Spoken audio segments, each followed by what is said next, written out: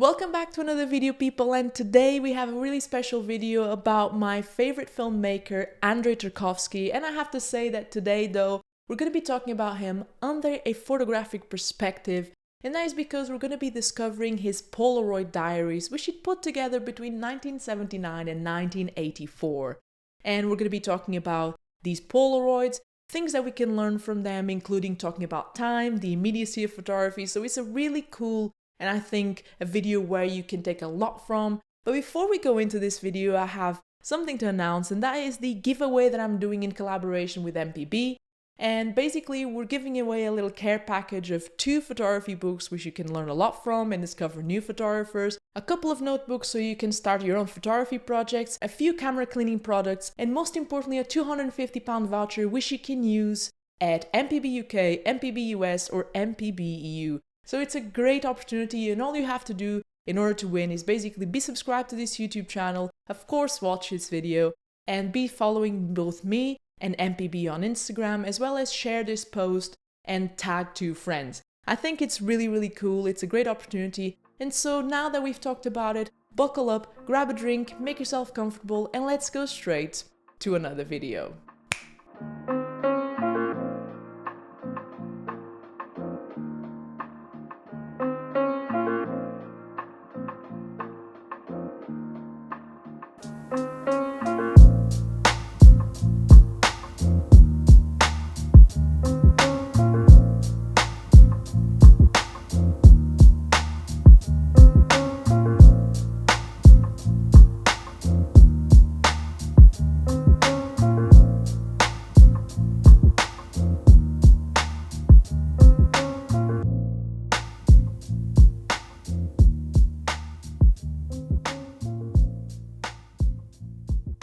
So to give you a little bit of context, why don't we start by drawing a quick profile of Andrei Tarkovsky, who throughout the course of his life became an accomplished filmmaker, writer, film editor, and theorist, as well as an opera director.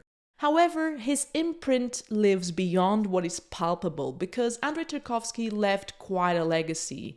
And when we talk about his filmmaking, we talk about his authorship. He was considered to be a film auteur due to the style and cinematic language that he developed with his films. He was known for building narratives that touched many existential and poetic themes, creating dramatic and long takes, as well as a longing structure, which led, of course, to a certain uniqueness in terms of visuals and storytelling style, therefore making his feature films a poetic experience of slow cinema.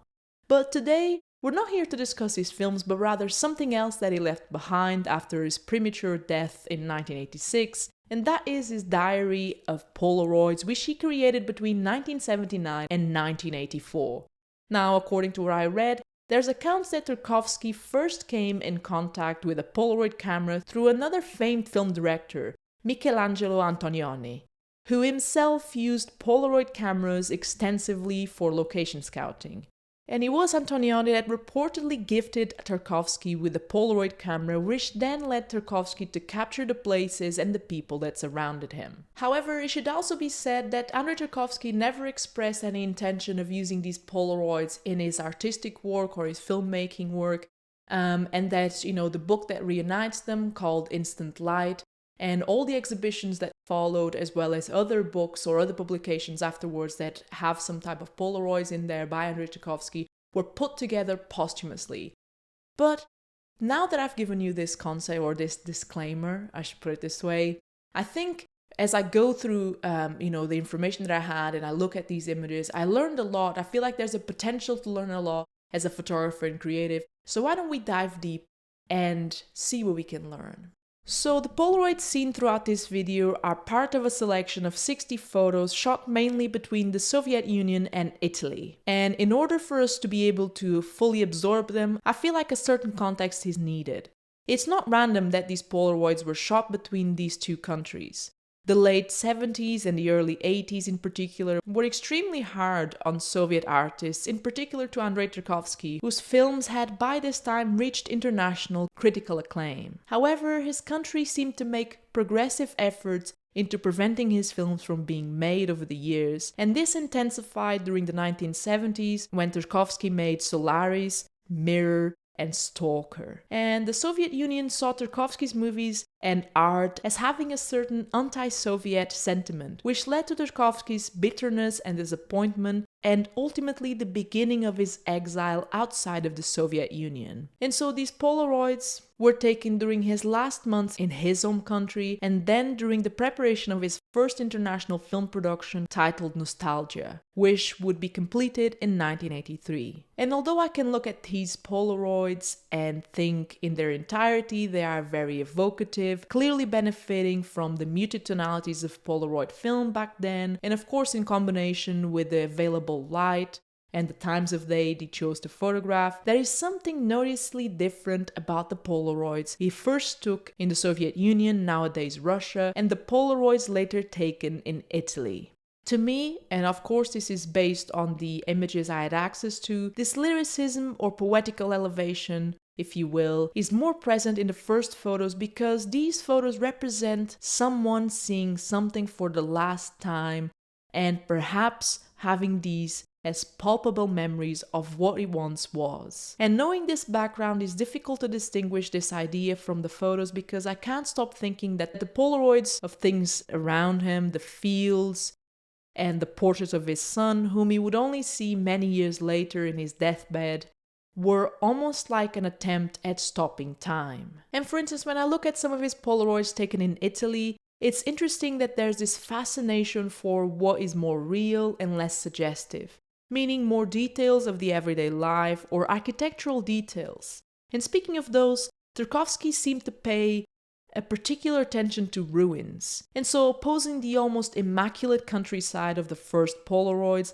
are the ruins and the dilapidation in Italy, which we have to remember have a much more useful goal in the sense that these pictures were also a product of location scouting. However, quoting where I read in an article about these same Italian Polaroids, it said, Tarkovsky's series of Polaroids shot in Italy thus function as an immediate imprint, a state of lost unity seen in the ruin. They incorporate the attempt to aesthetically and effectively reconnect the material world with its spiritual counterpart that was lost. Which leads me to a concept that I've spoken to you in previous videos, that everything not saved will be eventually lost. And so in an age where documenting yourself, your aging, your surroundings as a sign of appreciation and gratefulness for the moments that you live, have you given it a thought of how you're going to do it? Because if you're looking for a deal to come along with a camera or perhaps an accessory that can impact your photography, let me recommend you my friends at MPB. Because no matter what type of photography you practice, your expertise, or if you're doing it as a hobby, part-time or full-time, MPB will most definitely have something that can suit you and your workflow needs if you're looking to add or change something in it. And with MPB, you can buy used gear at an affordable price, and it comes from a trustworthy platform that will automatically offer you a 6-month warranty. But of course, on the inverse side of the coin, you can also get rid of all the accumulation you've done last year, and with that repurpose your gear and contribute to a more sustainable future. And perhaps, who knows, just saying, you can use your £250 voucher if you're the winner of the giveaway.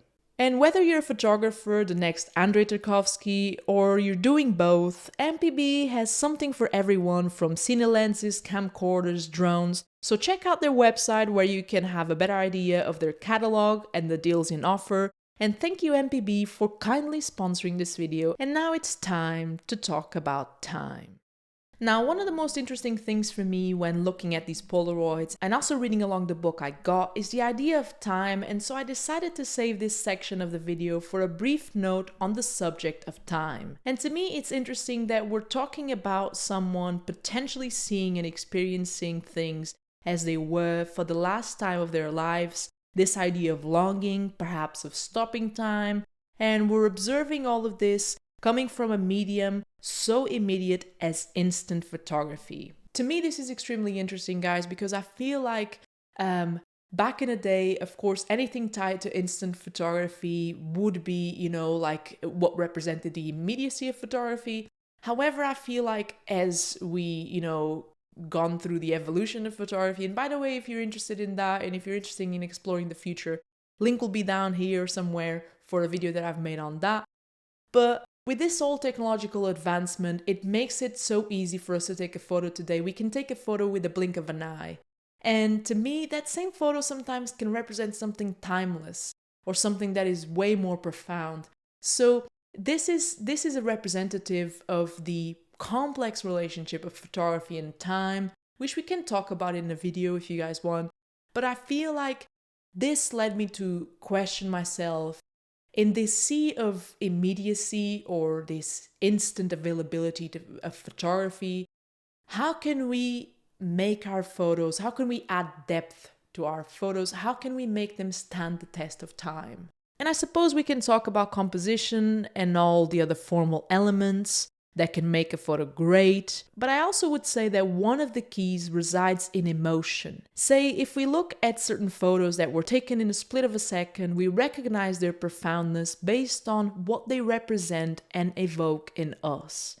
And let us not forget that even the man behind the decisive moment once said, "To take photographs means to recognize simultaneously and within a fraction of a second both the fact itself and the rigorous organization of visually perceived forms that give it meaning. It is putting one's head, one's eye, and one's heart on the same axis."